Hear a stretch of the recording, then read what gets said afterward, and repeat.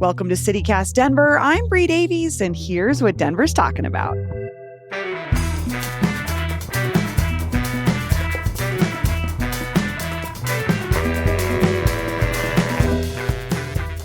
Today, we'll be discussing the biggest environmental stories of the past week, new data on homelessness in the annual point-in-time count survey, Matt and Trey's Casa Bonita regrets, and so much more. Producer Olivia Jewelove, hello. Good morning. Good morning. And our politics enthusiast, Adrian Felix, hi. Hi. I love I went from like gossip queen to politics person. Oh, you're still gossip queen. Still gossip queen. Still. Certified hater. The Hater of the Year award. Hater of the Year. Recipient 2025. I love it. We'll see if you can keep your crown for 2026. I'm trying. I'm trying. That's what he's going to do on this show today, probably. So before we get into it, really quickly, a little business. We have this great newsletter that comes out once a week now. It's called Keep It Local. We focus on sort of a theme or something every week to tell you the great places to go, see, do, places to buy stuff, so this week, I'm thinking of last week's, which was all about shoes, which was great. Shoes. I learned about shoes. Oh my God. Shoes. Let's get some shoes. Do you guys know Kelly is touring that now? You can see Kelly at a club performing shoes. I know. Wow. Okay. I know. Shout out to Kelly. If you want to hear the great story of Kelly, there's a great episode of 16th Minute that goes into the history of Kelly, and it's and the host interviews the gentleman who plays Kelly. It's great. Anyway, we're not talking about Kelly's shoes, but this week in Keep It Local, it is all about outdoor movies. So, Film on the Rocks, that's the king. That's the big one, right? She's got that in there. But also there's all these other smaller ones around the city. If you want to catch a movie outside, most of them are free. A lot of them, like Avanti hosts one, so you can go get a really amazing snack and then sit down and enjoy a movie. But yeah, so we'll put a link to that in the show notes. You can subscribe. You can hear all about it every week from our lovely newsletter editor of Keep It Local, Michelle. Anyway, okay, let's get on to the show. So, top environmental stories of the week. Seems like every week there's environmental disaster stories.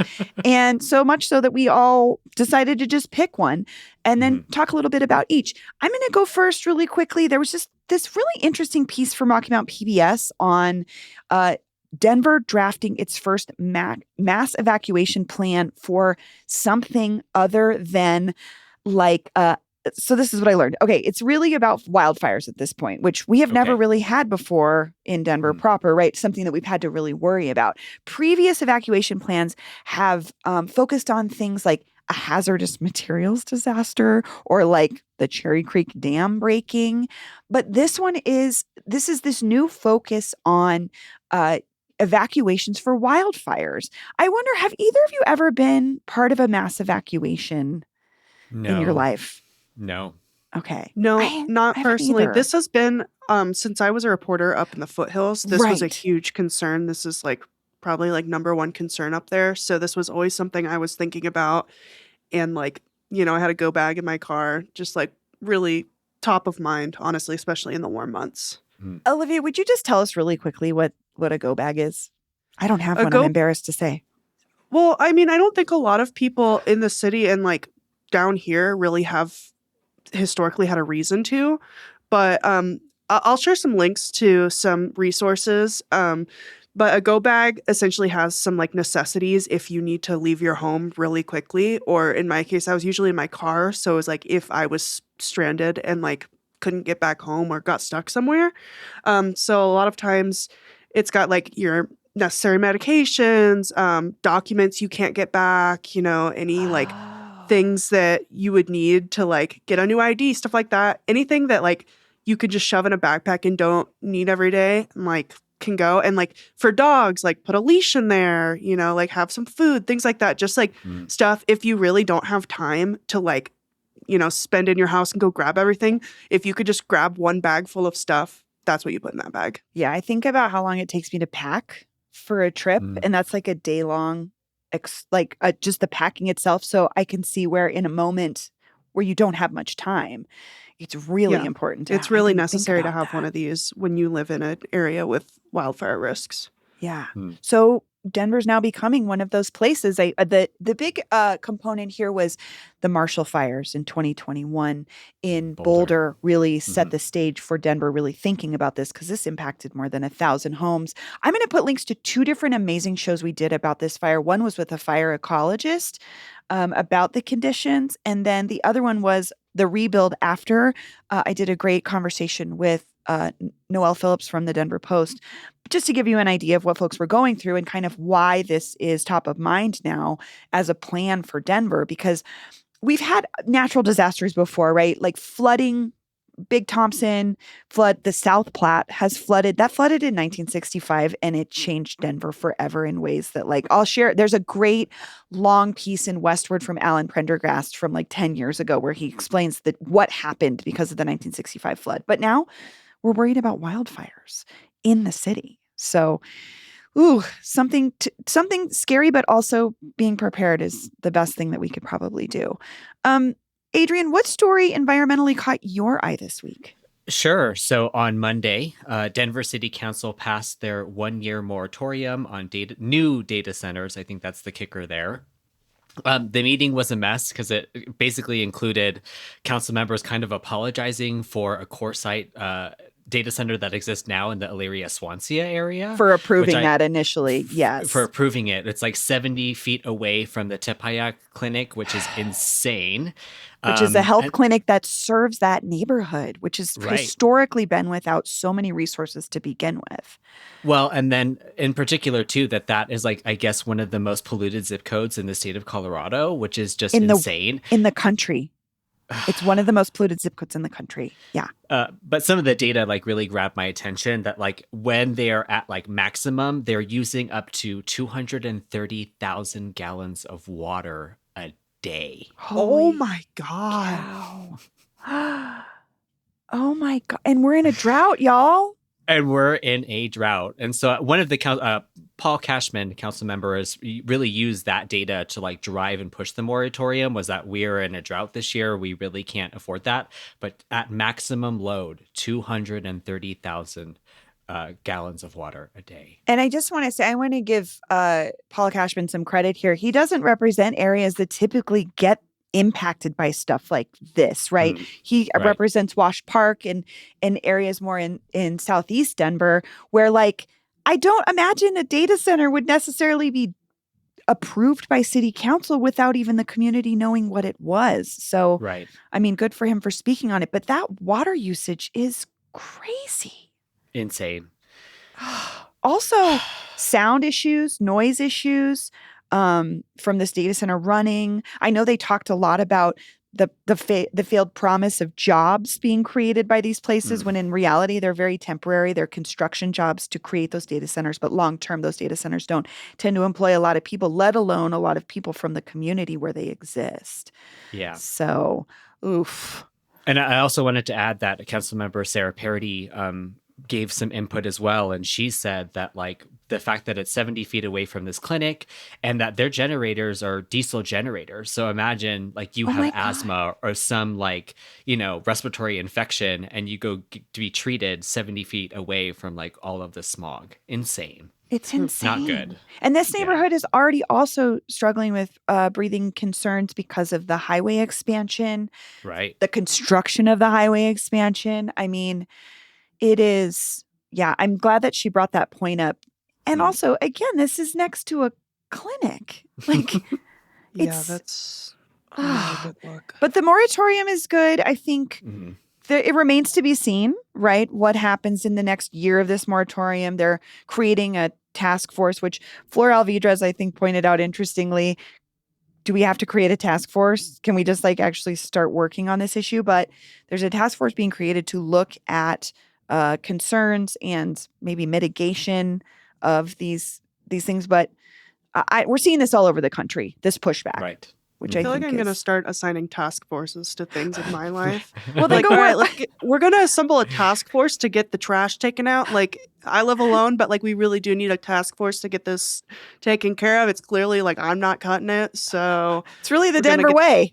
We're going to So- get the task force together, the Tiger team, and they're going to come take my trash The out Tiger to the team. I dumpster. forgot The about the dumpster that is like less than 100 feet away. You know, sometimes I need help, okay? Yeah, you're going to be assigned the chair of the task force that has to do with smelling things in particular data centers. So they're going to have your nose on it. I have I'm a like, feeling. ooh, it smells like burnt plastic. It smells like your computer's working too hard. You know that smell when your laptop's going too fast? And it's like, 100%. ooh, that smells interesting. Yeah, Like that's what that burnt place smells like. electronics and burnt plastic. And then in the future, they're going to be selling candles that smell like that. They'll be like, oh, remember, like, nostalgia candle. And it's like burnt, Oh, like, Lord. laptop smell. You know, as a Anyway. person that loves a Sharpie smell and does not mind the smell of bleach, I don't think I would burn a candle that smelled that way, but darker things have Maybe. happened. You know? What if it was organic and had a crackling wick? Oh my Here you God. go. The crackling wick scares the shit out You of don't me. like the crackling wick? I love I the think it's crackling going to wick. start a fire. No. You never burn Sounds a like candle out of your sight. Come on. Well, Wildfire well. season. Come on. I know, know. right? I know. Well, yeah. So it'll be interesting to see the moratorium again. The GES Coalition, the community advocacy group in the neighborhood that is pretty much on the front lines of these issues every single time they come up, have been asking for this moratorium and more. I think this is a meeting in the middle. I don't think it's ideally what they wanted. I think they want an end to data centers, but we'll see what the task force, if it's See what they effective. think of. They Right. can think of. Olivia, what's your environmental story this week? Yeah, I'm going back to more of the wildfire preparedness stuff. So crews are going to begin cutting trees along some of our busiest highways in a $4 million emergency effort in efforts to reduce the risk of fires before summer gets here. Ooh. So CDOT has targeted 5 highways to be at the highest risk that they determined to be the highest risk of wildfires this summer. And so they're going to start cutting, supposed to go through June. So they're going to have these are the highways that they're targeting. So traffic is probably going to be kind of weird while they're doing this. But Colorado 119 from US 6 in Clear Creek Canyon north to the Nederland area. Is it Nederland? Netherlands. Okay. I'm like, the transplant. I don't know. Anyway, Colorado 72 from US 6 and Coal Creek Canyon through Pine Cliff and Nederland to Allens Park. Colorado 93 between Golden and Boulder. Colorado 128 near the junction with Colorado 93 west of Broomfield. And Colorado 67 from the Woodland Park area north towards West Creek. So, this is in an effort to keep the roadways because this is, these are escape routes. This is one of the main things I learned when I was reporting up there is especially in these foothill areas, a lot of these roads people live on are one way in, one way out. And if all of these people are going to be trying to evacuate, the most vital thing is our highways are clear and passable. And if they are also on fire, people are going to die. Yeah. And so I think that this is thank God they're doing this. I think this is a really good effort. And this just makes me think of my partner who lives up in the foothills every day raking slash. You're making your space around your home defensible to prevent, fuel pine needles, leaves, stuff like that from piling up around your house and making it a prime target to catch on fire. So this is essentially what they're doing on the side of the roads, making it a less high target for catching on fire right near these roads where people need them to be able to evacuate and just, to exist.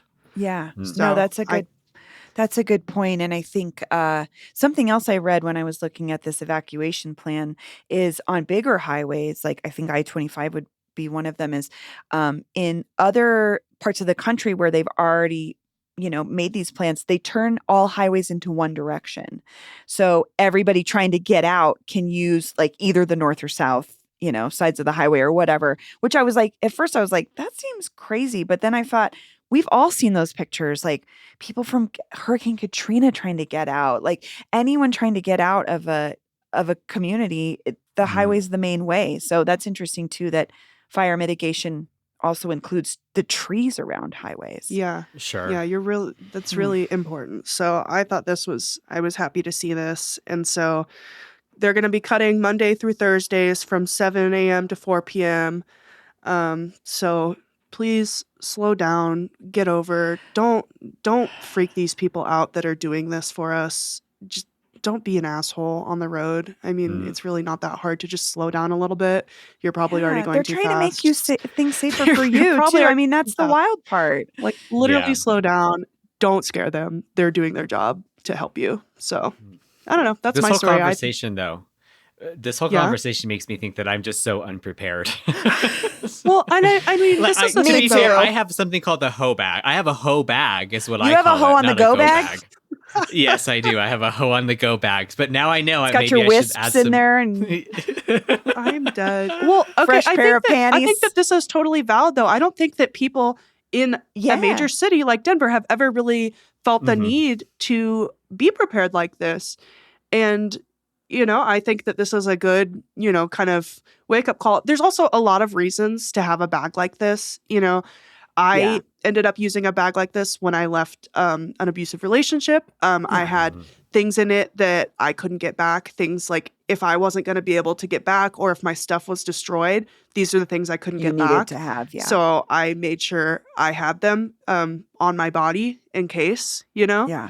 So there's a lot of reasons to know, at least knowing where your stuff is at. Like, I know right now that all my personal documents are in a specific place all together, and I could grab them if I needed to. I know where my cat's carrier is. I could throw them in it, or a pillowcase. Just thinking through the things that are irreplaceable and Sure.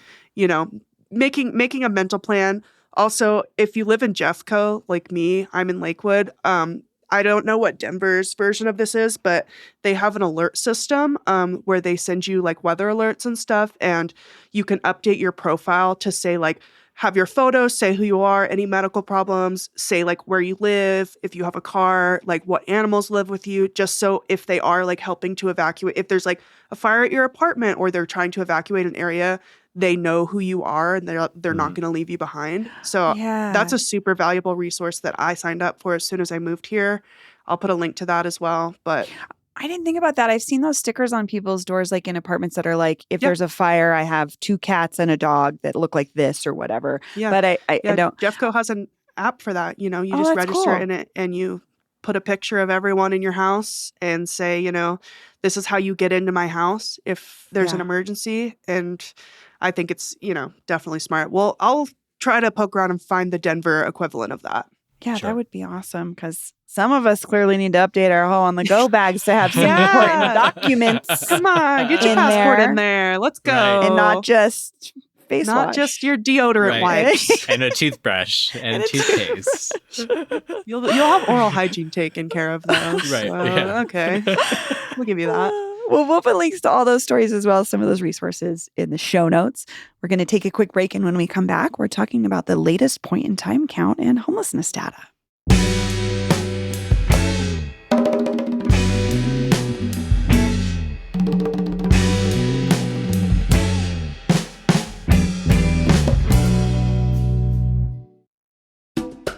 This episode is brought to you by the Clifford Still Museum.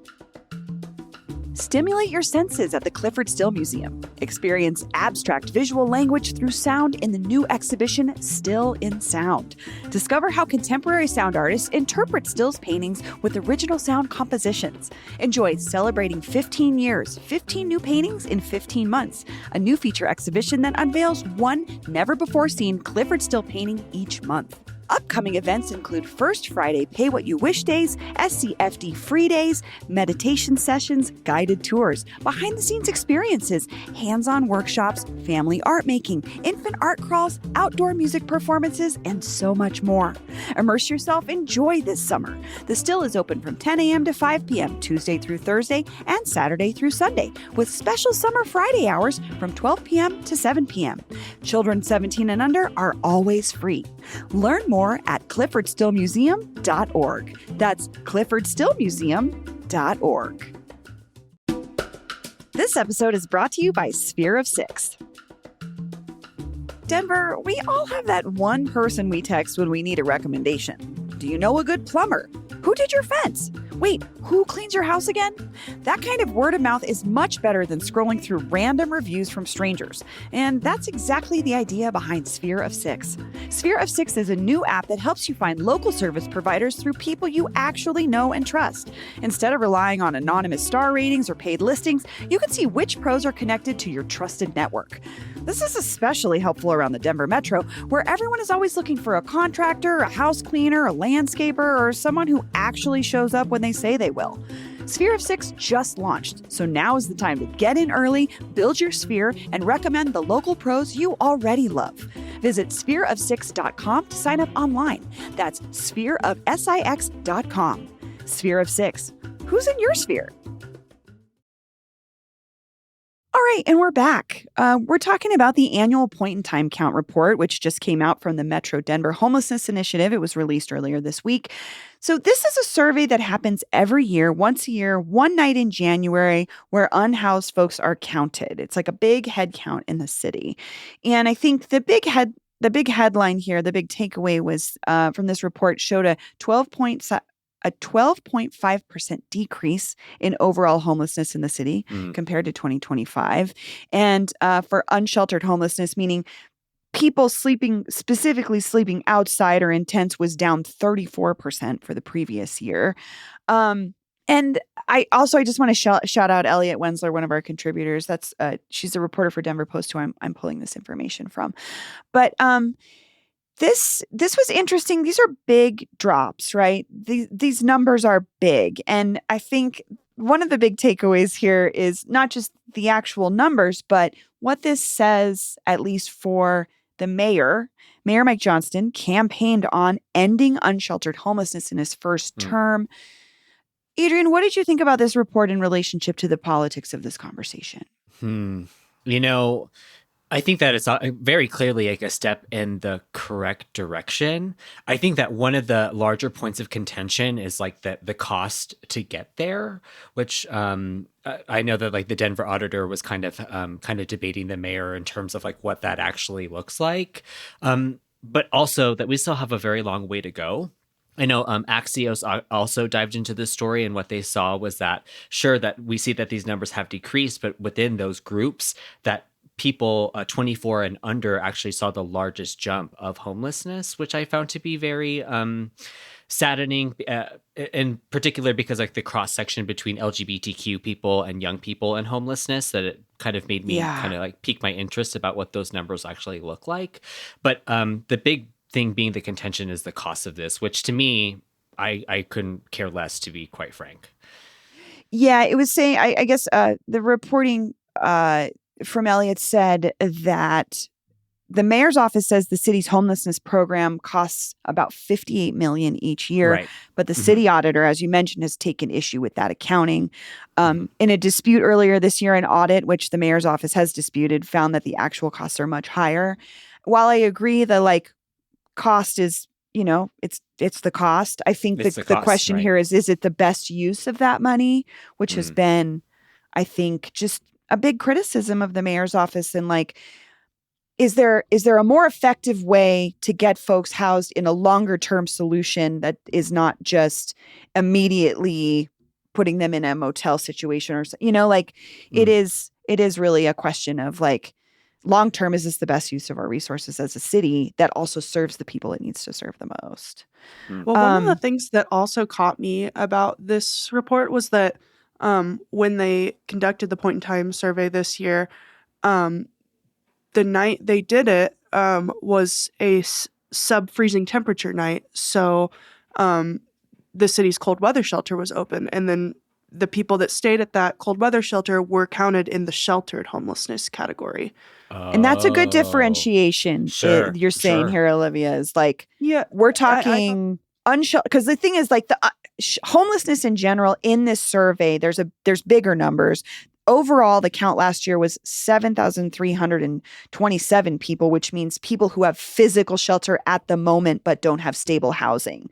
So that's the bigger picture. But you're saying, okay, when they're talking about actual folks sleeping outside, those numbers might be different because the cold weather shelter brought them in. Yeah, they fluctuate, night to night based on the weather. And those people that were staying there were counted in the sheltered homelessness category that night. So I don't know. That was something that grabbed me, and I was just I think it kind just of- shows the complexity of this count yeah. too, is how, Yeah. how do we account for people in these situations? And then how does that dictate where the money goes in the future to try to, fix this problem overall? Is, because again, you can be homeless, but not be unsheltered, right? You can be without a home. And I think that's also where I kind of want to go back to what you were saying, Adrienne, about the youth numbers. So there's a little bit more nuance here, where youth homelessness increased by 10% in the region for people 24 and younger. But Denver's numbers fared better, with it decreasing by 28%. So overall, across the region, unsheltered homelessness rose for youth. But what this says to me maybe is where folks are going. I mean, we know this is also a part of this conversation, is people are being pushed out of Denver still because they can't afford it.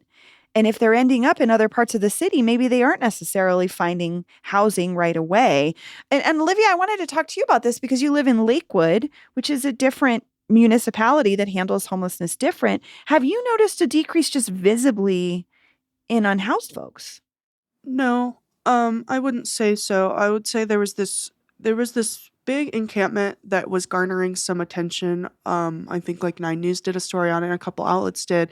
It was honestly like kind of looking like pre Mike Johnston, like Denver, where there were like, it was like almost like a city of tents, and there was like a trailer there, and like a lot of people were like kind of having like communal living with this. And then almost as soon as it went, kind of viral, it was swept. Sure. But I mean, Lakewood reopened their navigation center this spring in March and expanded it. So now they have 100 beds open 24/7, 365. So it's not a cold weather shelter. It's an anytime shelter. So I think that's a huge resource for Jefferson County. But, like reading about this Lakewood Navigation Center, just like on their government website, Jefferson County says that homelessness increased in Jefferson County 27% from 2024 to 2025, which was the highest rate of increase of homelessness in the Denver metro area. Yeah. So I don't know what that number's looking like from 2025 to 26, but it's showing me that, like, fixing it in Denver does not mean fixing it everywhere. So excellent. I think, point. but I'm really happy to see this resource back open, and I think that it's helpful for a lot of people. But I haven't seen like a decrease in Lakewood. Yeah, Adrienne, you also brought up something really important. Well, I was just going to say that I was like looking over the Westwood article, and they do note that people are criticizing the use of a date in January, and that the number actually may be 2 to 3 times higher if it were taken at a date beyond the cold season. So very political moves and thinking here. Yeah, which is like sucks, but also is the reality, because the politics of it are what determines the approach and the finance part of it. But Adrienne, you brought up LGBTQ folks, and especially youth. And I don't know if that is looked at in this study. I think that would be a harder thing to track. But I think about this all the time with the ebbs and flows of conversations around who is being accepted and who's not. I have to say, I mean, I have tons of friends that were basically unhoused after they told their parents that after they, quote, came out. And I don't think that that's a problem that's gone away by any means. Right. Well, and I think too that like living in like a Trump presidency, we kind of see like LGBTQ culture kind of like pushed to the background. So it makes me think that maybe those numbers are probably worse, but I don't think that this specifically dives into it, but it's something that piqued my interest. Yeah, same. And I agree with you. The current environment may be leading more folks to be outwardly discriminatory towards their own children. Because again, if we're looking, I mean, just youth homelessness existing in general is just, it's so it's so wild in the current world that we let this happen. But yeah, I don't know. There's so much to be gleaned from this. I think, again, it continues to dictate how the cities approach homelessness. I do love, Olivia, though, that you pointed out that, this is now, at least there's a resource in Lakewood that feels a little bit more open and accessible to folks. And it's a state. I mean, it's not a geographical problem. It happens everywhere. So we'll put a link to that in the show notes. And we'd love to hear from you. What do you take from the point in time count? What do you see in it that maybe isn't necessarily obvious just by the numbers? If maybe you work with folks who are unhoused or you've been unhoused, give us a call, 720-500-5418, and let us know what you think. We're going to take a quick break. And when we come back, if you are a member, if you are a neighbor, if you had joined our neighbors program, you get to hear this segment. But if you are not a member, you don't get to hear it. You can sign up right now. We'll put a link in the show notes. But I just want to tease it a little bit. There was a great situation where Matt and Trey from South Park talked about Casa Bonita, and we got to talk about the gossip and what they were talking about and what they revealed. If you want to hear that conversation, if you want to hear a little goss, if you want to hear a little shade, you've got to be a member. So we'll put a link in the show notes. But if you're a member, we'll see you in just a minute.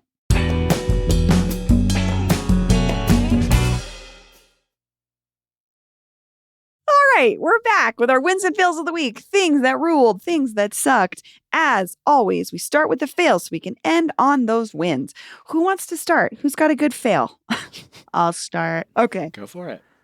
The goddamn Taco Bell cantina at the airport doesn't have alcohol yet. And I found this on Reddit. And I've been talking about the Taco Bell cantina for a while now. I'm already pissed that it's in the A terminal because or A concourse. I'm never over there. And cantina means bar. Cantina means bar. The whole thing of the Taco Bell cantina is that you can get a boozy Baja Blast. And they've got this sign on it in Taco Bell branding that says, "This location does not currently serve alcohol. We are working hard on providing the delicious cantina signature beverages you love. Alcohol coming soon." When? Was it like a permitting problem? I mean, what? I don't know. I just want people to get their ducks in a row before they open. Like if the cantina is open, where's my boozy Baja Blast? Adrian, are you a boozy slushy person? So here's the thing. The idea of getting a sugar-free Baja Blast that's boozy is right up my alley. Oh my God, you're a diet girl. Okay. Yes, RFK Jr. in the house. My thing about Taco Bell is that I love that they offer it in zero. Like, I don't want sugar, I don't want calories, but you're I like want extra that. vodka though. Yes, please. Bro. Yes. So bro. I am on board for this, provided that they can put it into the zero Baja Blast. Please, Taco Bell. I'm sure you're not the only girly out there that's for like, sure I'll have the not. zero sugar Baja Blast with 14 shots of tequila. I mean, if you're going to get your calories, it's going to come from the alcohol. I mean, this is always the math. It's going to come from the food. It's going to come from as worse of a hangover with sugar-free as you do with full sugar? That's my question. I would say no. But Okay. and this is from experience because This if is you big give me Coke stevia Zero, talking. yeah, I love big Skinny stevia. Skinny-licious over here. This Yeah. is big aspartame. No, like you avoid the hangover part completely. I swear on my life. I believe you. I totally believe you. Mhm. And if I I think still this drank, I would do that. Also. You're being paid by big stevia, big aspartame. I don't believe it. I am a hater. I'm a hater of the two. My partner, it consumes stevia, and I keep it in my house for him, but I shame him at every corner. I'm like, ew. He's like, it's natural. I'm like, so is sugar. No, I agree with you. Stevia as the aftertaste. The aftertaste is terrible. I don't like will say it. that. It is ass. It's very Okay, but assy. monk fruit. I'm kind of on the monk fruit train. That's just sugar. I mean, anything that's not artificial, or I mean, I guess stevia, but like stevia. monk fruit, agave, like trick yourself all you want. It's sugar. It's sugar. Well, It's all right. Well, but the thing is that those things don't have a caloric like part, which is what I Skinny care legend. This is true. Skinny I mean, legend. I'm a Splenda gal, so I am totally with you. I love my coffee You with like Splenda. Splenda? Really? I do just for coffee. I love. And you're not a Mm. Diet Coke girly, so that's why I'm surprised. I know I'm a full Coke gal, but I do love still trying to order a venti skinny vanilla latte from Starbucks like it's 2003. You know, I It's will just a never flavor say I the like. word skinny if I order. I'm like skim milk. I will never say skinny. I will never do it. I'm like, why? I'm like, skim milk. Zero fat milk. Not You know skinny. You can be a skinny hater. It's fine. You go to Adrian and I will be at Cheesecake Factory in the Skinnylicious menu. Love their Skinnylicious menu. Love Stop. it. Why do they have a whole binder for that? At Chili's, we had the Guiltless Grill. So they still Yes. have that. I just went to Chili's. I did too. Service was fantastic. Food That was $6 mid. popping boba marg was not it. Yeah. Do not get that. Boba. Do not get that. It didn't I like look popping boba. appetizing That was to the best me. part of the drink. The I do margarita love was popping boba too. ooh. You got to go with Not the good. Presidente. I mean, again, I don't drink anymore, but Presidente. I wanted to pay $6. That's fair. That's fair. Adrian, what's your fail this week? So mine isn't so much of a news story as it is like a moment in time that happens every 2 years, and that is negative political ad season. Started this week Yeah, as we're like in a bunch primary of season. Yep. And so I saw 2 commercials from Democrats that were like not about what they offer, but you know, negatives on their opponents. And I love a political commercial when it's like, hi, I'm this person and this is what I value. The negative ones are the ones that actually drive me insane. So I'm preparing our listeners that this is the season and you will not be able to escape it. I will just say, too, please don't take those on face value. I think the biggest thing I've learned as a reporter over the last couple of years focusing on politics is you have to dig into where that information came from and what they're interpreting and presenting maybe as fact when it's like, I mean, I understand this is the point of negative ads, but that's the part that I find so frustrating is like, okay, tell me what the real story is then. Like if it's fair, if they're like, they voted no on this and this and this, okay, that's clear to me. But if they're like, they said they wouldn't support da-da-da-da-da, and it's like, are you taking that out of context or whatever? So I'm with you. I gotta be honest. I'm kind of surprised at this take from you, Adrian, as the As the hater? 2025 Denver Awards Hater of the Year. This is kind of out of left field for me. I kind of didn't think He's that turning this, a new leaf. I'm surprised. This is kind of genuine. This is kind of like, wow. I don't know. The thing is that I love like a subtle shade. You know what I mean? It's like it's something that you do like under the table. You gotta be good at it. Poke The somebody. art. Not so it's right. It's an art form. And the thing about political ads is that it's not an art. It's 30 seconds. That's all you have. And so sometimes you just really go for it. But I love like the subtle shade. I'm a gay man. I love the key of it all. That's the difference. And it's an art form. It has to be done well. Because when it's not done well, you're like, Yes. come on. I'm not falling for this and I don't even like this person, you know? I appreciate the clarification. My struggle is the music. Yes. I focus so much on the types of music they use to infer how you should feel about someone. And that shit pisses me off so much. Adobe Premiere free trial music. Yeah. Well, it's like a banjo or like, you know what I mean? Where they're like, I'm just a the hometown Me channel music from Wii. I'm just a hometown guy. Or the picture they use of their opponent. That always gets it's like me. all They're dark and like yes, like how can we make every wrinkle at the worst possible moment of your life? I'm putting the yassification filter on all of my opponents. Actually, I'm like gonna make them look super slay and see what happens. Be like, if you can't handle my opponent at their slay.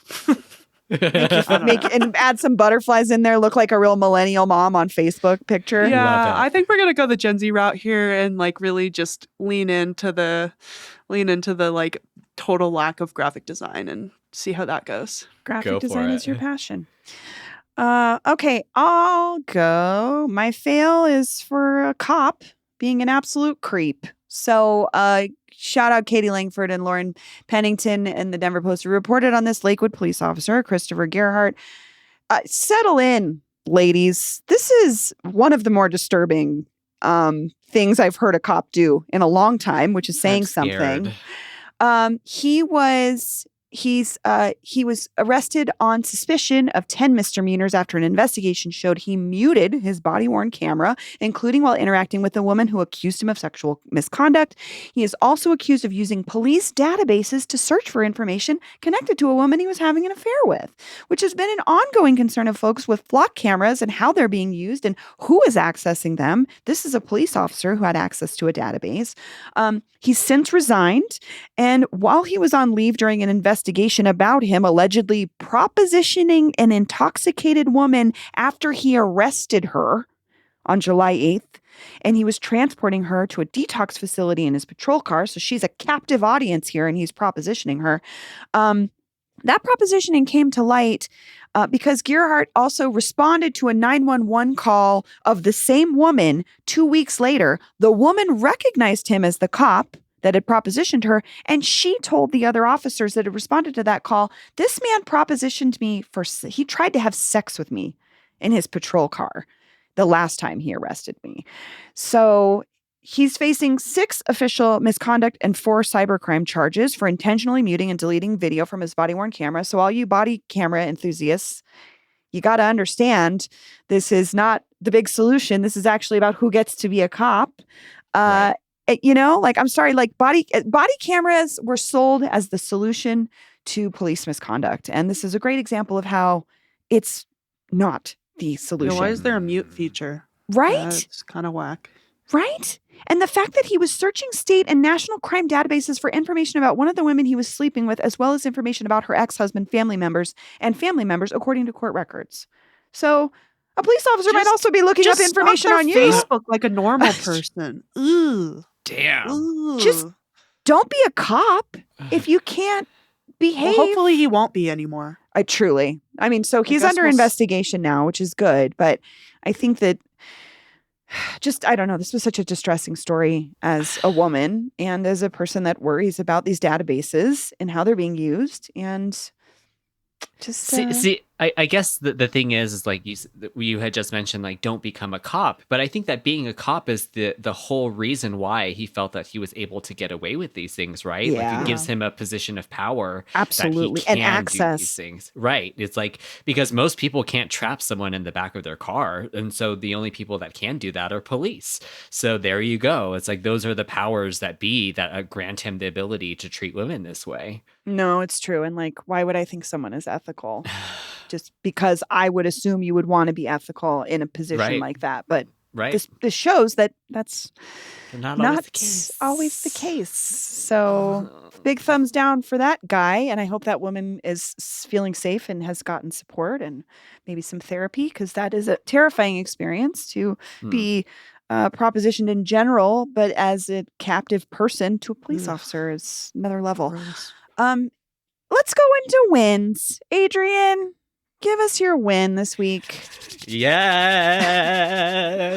So Tuesday evening, the Colorado Democratic Party Central State Committee officially censured Governor Jared Polis for his actions on Tina Peters. And I am so grateful. I just want to give a shout out to Ian Coggins, who was the organizer who put this together. But I'm going to quote him here because I thanked him on Facebook, and he goes, "Thank you, Adrian. You taught me how to feel about the governor years ago."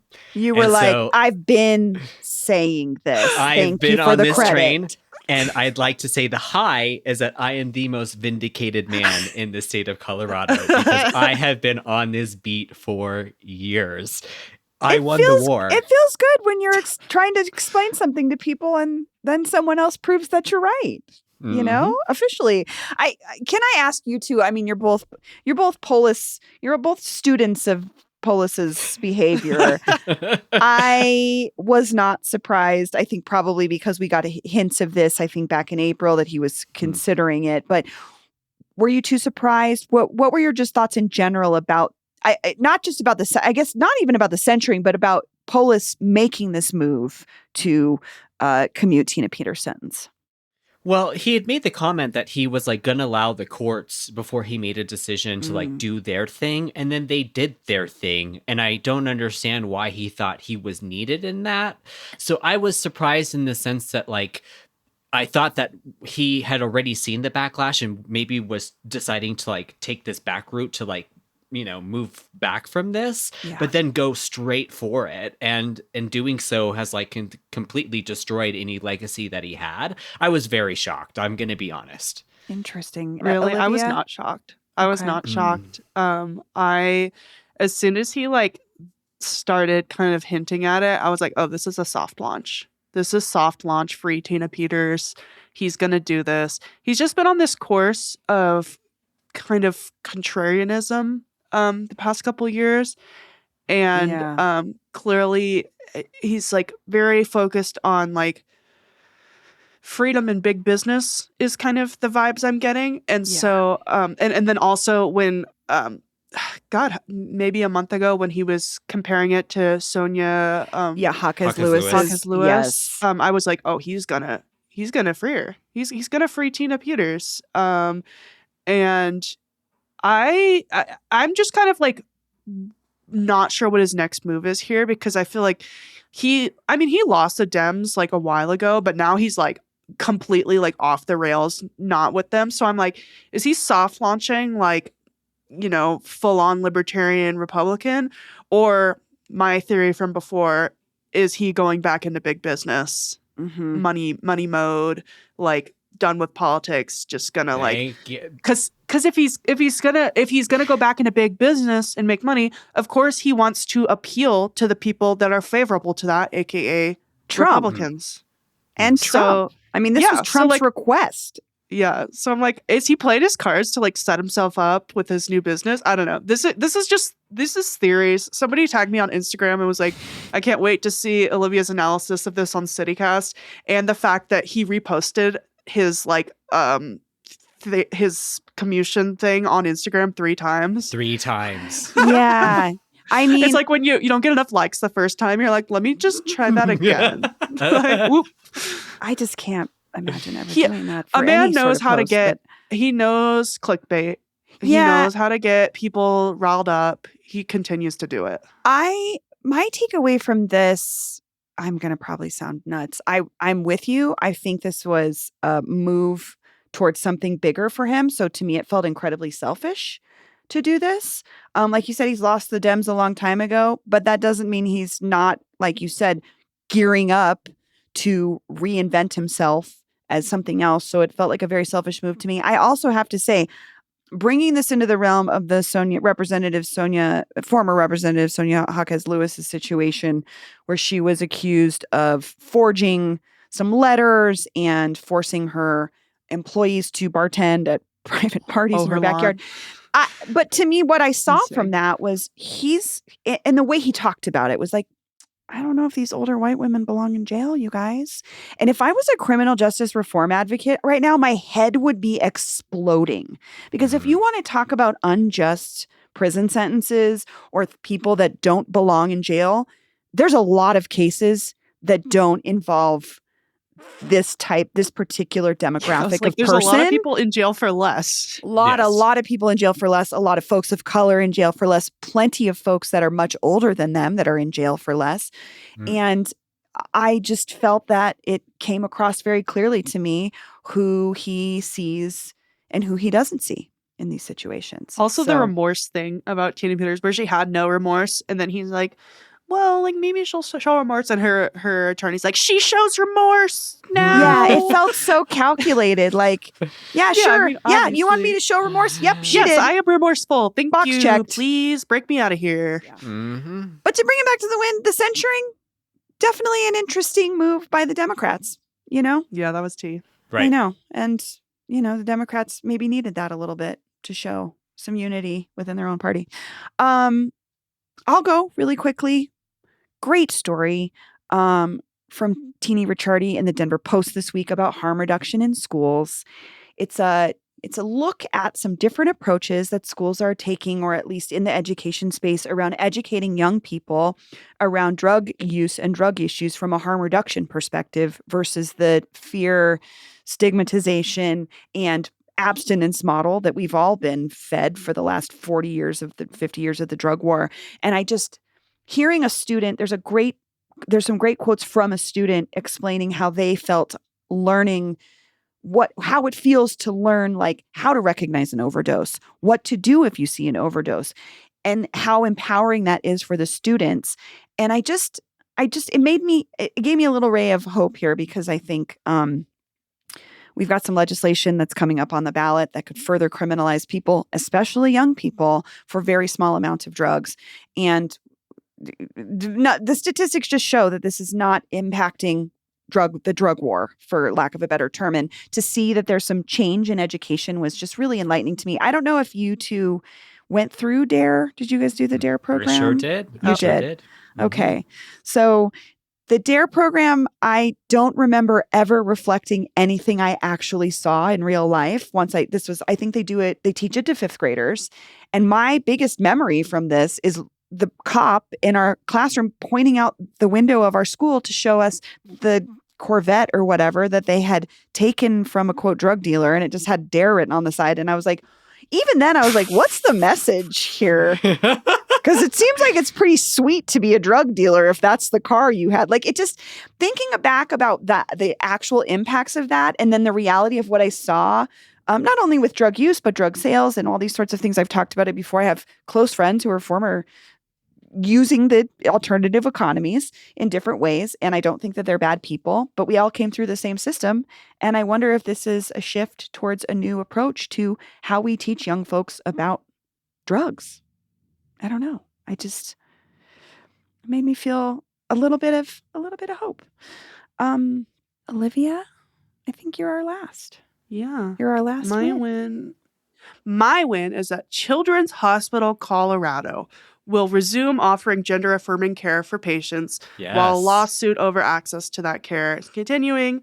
So earlier this year, that hospital and Denver Health both halted all medical gender-affirming care for minors because of some stuff going on with the U.S. Department of Health and Human Services. And all that stuff is still going on, but an injunction has been filed and, I guess, approved, however the legal terminology works, that they will be able to begin giving this gender-affirming care to kiddos again. I think this is a huge win. Gender affirming care it manifests in a lot of different ways that you might not even think of. And in this article from 9 News, it's like over 800 kids were affected by this. Wow. That's a lot of people. And so I'm really happy to see that they'll be able to continue this standard of care while all this craziness goes on at the federal level. TBD what's going to happen there, but at least in the meantime, they will be able to resume this care. I also want to point out that this lawsuit happened in January when the hospital stopped offering that. That was 6 months ago. I have a kid. I will tell you guys, kids' growth is crazy. The things and the changes that can happen in 6 months. I feel so much for these parents and these kids who had to put that stuff on pause. And a lot of parents and transgender folks as adults have said this was life-saving care for me. And I think you pointed out, Olivia, means a lot of different things. I think it gets wrapped up in this idea of gender reassignment or whatever they want to say it. But the reality is it's therapies, it's, puberty blockers, which can be reversed. It's not permanent. Like, there's all these different aspects of that care. Yeah, I mean, like, kids go through precocious puberty. They get on they puberty use blockers. That has nothing to do with being trans. There's a lot of different uses for it. Gender affirming cares that are effective. It's science that is helping young folks in myriad ways to deal with a situation that has become so politicized. And so I'm with you. I think my concern is only like these kids have been having to wait 6 months and they've been stopped in the middle of that. I mean, you guys know the difference between when you're 14 and when you're 15 can be huge or whatever. So I'm with you. I'm glad that that's happening, but I just cross my fingers that this positive side of it can continue and that these parents can continue to access that. Because I will say Children's Hospital and I think Denver Health both paused these because of fears of cuts from Yes. federal funding for the hospital as a whole. And so they're looking at it as like, can we lose this funding that also helps us with our cancer unit, you know? And so it's a tough decision to make. I don't imagine any hospital wants to make that. And I also don't imagine the providers that were working there with those families were not also terrified. What's going to happen with my patients? Yeah. You know? So something on the bright side. We'll keep watching to see what happens. Well, Olivia and Adrian, this was so fun. I love talking to both of you. Thank you for joining me. This was great. Thanks. That's all for today here on CityCast Denver. Our producers this week were Paul Caroli, Adrian Gonzalez, and Olivia Jewel Love. Lizzie Goldsmith and Michelle Polizzi write our morning newsletter. I'm Bree Davies, your host. Our music is by Los Mocachetes with additional mixing by Tyler Lindgren, plus music from Carl Christensen and All the Kimonos. Our ad music is by Cuba Quartet from Epidemic Sounds via Getty Images. If you haven't already, subscribe wherever you get your podcasts. Follow us on Instagram and TikTok at CityCast Denver, and tell Trey Parker and Matt Stone that we would still love to have them on the show next time you see them. You can support this show and get great perks by becoming a CityCast Denver neighbor today at membership.citycast.fm. You can sign up for our daily newsletter and learn more about us at denver.citycast.fm. See you next week.